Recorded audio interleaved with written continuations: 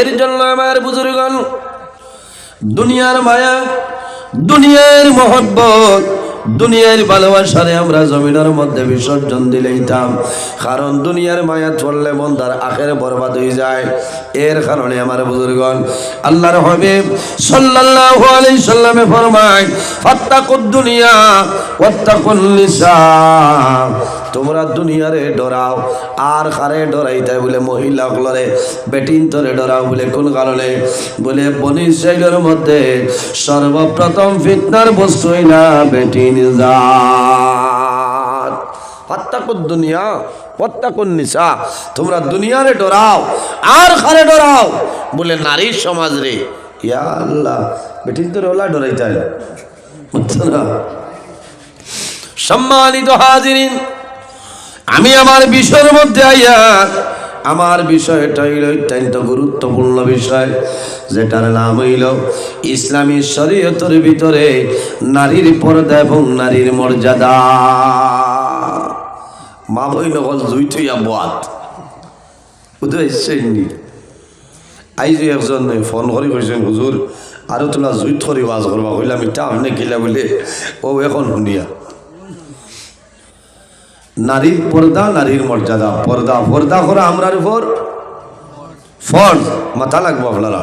পর্দা আমাদের জন্য ফরজ, যেভাবে নামাজ আমাদের জন্য ফরজ, রোজা আমাদের জন্য ফরজ, হজ আল্লাহ আমাদের জন্য ফরজ বানাইছে, কলিমা ফরজ ওলা নানি।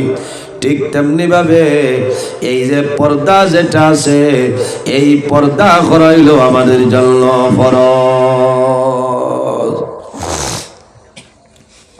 পর্দা কাহাকে বলে?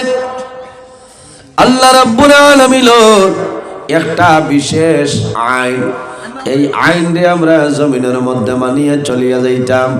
পর্দা করাইল আমাদের জন্য ফরজ।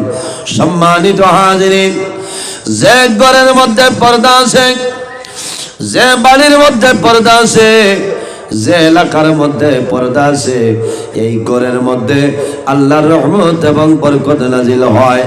যে বাড়ির মধ্যে পর্দা আছে, এই বাড়ির মধ্যে আল্লাহর রহমত বরকত নাজিল হয়।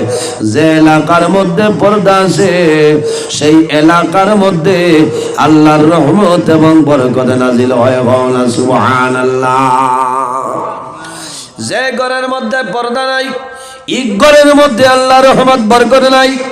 যে বাড়ির মধ্যে পর্দা নাই, এই বাড়ির মধ্যে আল্লাহর রহমত এবং বরকত নাই।